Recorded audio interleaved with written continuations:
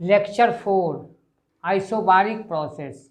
A process in which pressure remains constant is called isobaric process. Example के तौर पर the boiling of water to the steam और freezing the water to ice taking place at constant pressure also at constant temperature. इसमें temperature भी constant होता है, or isobaric. अब boiling of water, let us suppose या let us consider, जो लिखना है लिखिए। Boiling of the water at 100 degree and atmospheric pressure, यानी एटमॉस्फेरिक प्रेशर जो होता है उस पर। Let m be the mass of the water, v1 it's volume in liquid state. Liquid state में वॉल्यूम क्या था? v था। v2 इन वेपर स्टेट, जब वो वेपर स्टेट में बदल गया तो v2 है। and L latent heat of the vaporization, the heat absorbed by mass m during change the state is Q equal to ml। जब वो स्टेट चेंज किया तो उस समय हीट कितना ऑब्जर्व किया? m into L. The work done by the mass in expanding from v1 to v2, v1 से v2 तक एक्सपेंड करने में कितना वर्क डन करना पड़ा? Against constant external pressure is. Constant external pressure में वॉल्यूम चेंज करने के लिए यानी एक्सपेंड करने के लिए उसको कितना वर्क डन करना पड़ा? तो वर्क डन यानी W बराबर v1 to v2 P into D V. इसे P बाहर, चूँकि यह कांस्टेंट है, इसे v1 to v2 D V का v हो गया, इसे v2 माइनस v1, ये वर्क डन हो गया। तो if change in internal energy be delta U be the change in the internal energy, then from the first law of thermodynamics we have, यानी first law of thermodynamics में हो जाता है change in internal energy Q minus W, इसे U D U बराबर ml P v2 minus v1।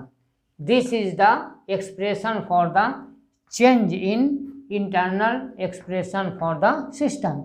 और इसको हम लोग कह सकते हैं first law of thermodynamics in isobaric process.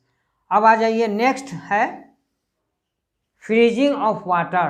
When a given quantity of water freeze into ice at 0 degree under atmospheric pressure, it gives out definite quantity of यानी latent heat at the same time it does not work against the atmospheric pressure.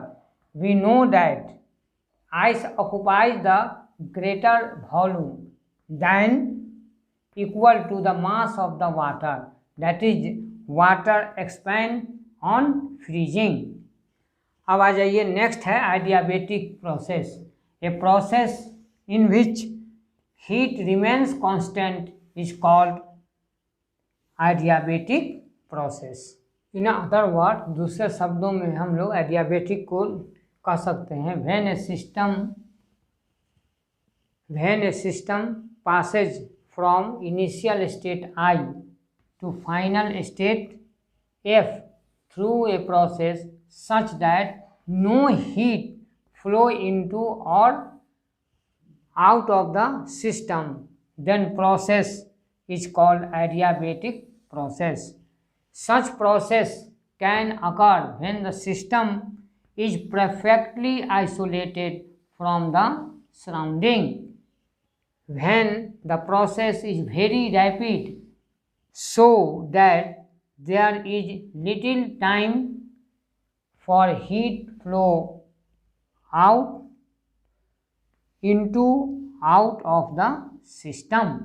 यानी किसी system, वो system जो पूरी तरह atmosphere से disconnected है, insulated माने एटमॉस्फेयर से डिसकनेक्टेड है, यानी उसका जो हीट है उसके पास वो बिल्कुल कांस्टेंट रहे, तो ऐसे प्रोसेस को हम लोग कहते हैं एडियाबेटिक प्रोसेस।